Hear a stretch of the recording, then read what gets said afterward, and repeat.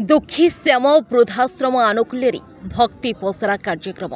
पवित्र रामनवमी रे आश्रम रे सृष्टि भक्तिमय परिवेश कहले दुखी श्याम वृद्धाश्रम अध्यक्ष अजय जेना कुमार जेना दुखी श्याम वृद्धाश्रम चेयरमैन तरफ जो गुड़ा की जो संस्था जो गुड़ा की आध्यात्मिक सचेतनता गुड़ा जगन्नाथ भजन समारोह आज माने रामनवमी तरफ तो मनीष माने सभ्यता संस्कृति साहित्य आध्यात्मिकता परंपरा ये सब समाज में दरकार यही दृष्टिकोण रु विचार आयोजन कर आध्यात्मिक परिवेश आज सृष्टि कर 60 लोक सामिल होते। आज श्रीराम नवमी सारा देश में राम नवमी पालन होता बेले चाप आनुकूल्य दुखी श्याम वृद्धाश्रम भक्ति पसरा सहित आध्यात्मिक आलोचना चक्र अनुष्ठित होता। ए सभारे चाप अनुष्ठान अध्यक्ष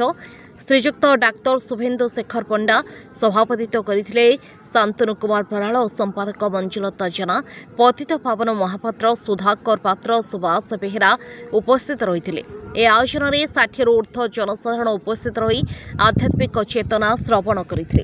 दुखी श्याम वृद्धाश्रम अध्यक्ष अजय जेना कहिथिले पवित्र राम नवमी रे आश्रम रे एक भावभक्तिर परिवेश सृष्टि हैला।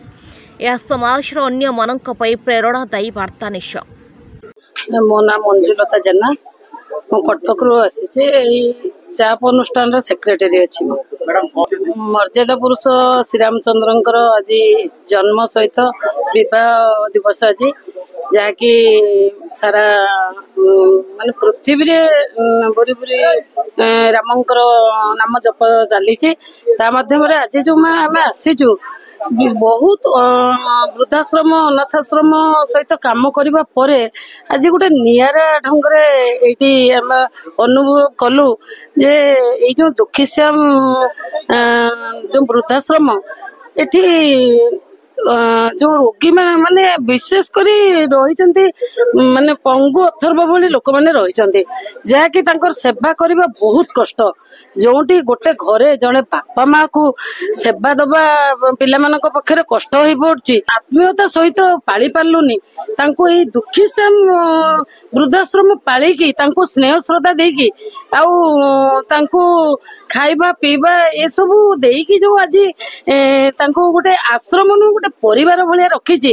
माने बहुत से सब देखी देखी आसुचु आ जहाँ भी करुचु आमठू बहुत उच्चरे से आउ यही दुखी श्याम वृद्धाश्रम परिवार जो माने अच्छी कार्य करुचंती पिला माने बहुत भल काम करुचंती एवं स्नेह श्रद्धार सहित बहुत आंतरिकता बहुत भल पाइबा ये सब अन्य जगह मिलनी आउ एथि तो सरकार अनुदान निश्चित आवश्यक। सरकार अनुदान न रहिले ए आश्रम माने कार्य करबा कष्ट हो पड़िबो। एथिपई सरकार माने मीडिया माध्यम रे हो जनसाधारण माध्यम रे हो आउ सरकार पाखरे पहुंचू जहाँकि सरकार ए पदक्षेप नियंतु ए अनुष्ठान को प्रत्येक मेंबर पिछा अनुदान एमिति दियंतु से माने जो रोगी रही से माने भी सेवा पांतु आ जो माने घर छाड़ी के आसिक रही बहुत आशा भरोसा नहीं से माने मध्य एई सरकार अनुदान रे प्रतिपालित हुंतु। मु डॉक्टर शुभेन्दु शेखर पंडा आमर गोटे स्वास्थ्य सचेतना धर्मी अनुष्ठान अच्छी चैप और कंटिन्यू हेल्थ अवेयरनेस प्रोग्राम ये 16 वर्ष हो गलानी। ये अनुष्ठान जरिए आम विभिन्न स्थान में विभिन्न प्रकार रोगर निराकरण सचेतना कार्यक्रम आम आयोजन कर चलचे जमी है preventing heart attack brain stroke जीवन शैली जनित व्याधि लाइफस्टाइल डिसऑर्डर्स विभिन्न बहुत प्रकार स्ट्रेस मैनेजमेंट किंतु या संगे आम ये आध्यात्मिक जो आलोचनाटा आम अंतर्भुक्त करें जगन्नाथ संस्कृति आमर ओडिया जातिर आमर स्वाभिमान से प्रतीक होती आमर महाप्रभु जगन्नाथ विषय आम बहुत जगह बहुत स्थान में आम ये सब जो भजन कार्यक्रम आयोजन कर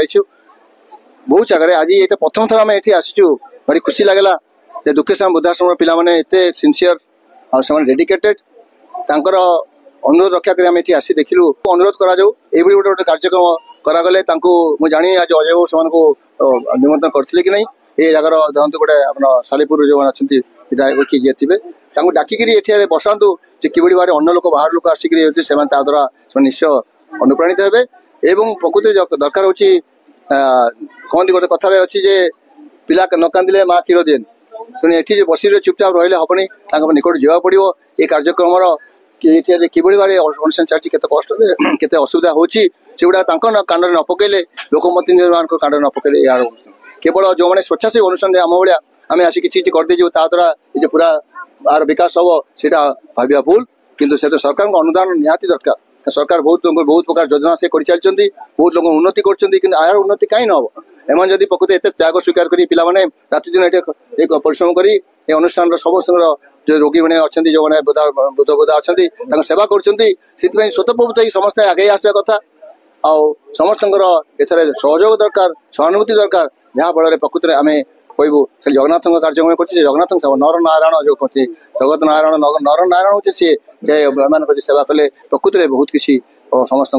उपकार हम और समस्ते से लाभान। कटक राज्य प्रतिनिधि इंजीनियर संतोष कुमार स्वाईं रिपोर्ट देख ओडिशा देख आमे को प्रति ओडियार कथा।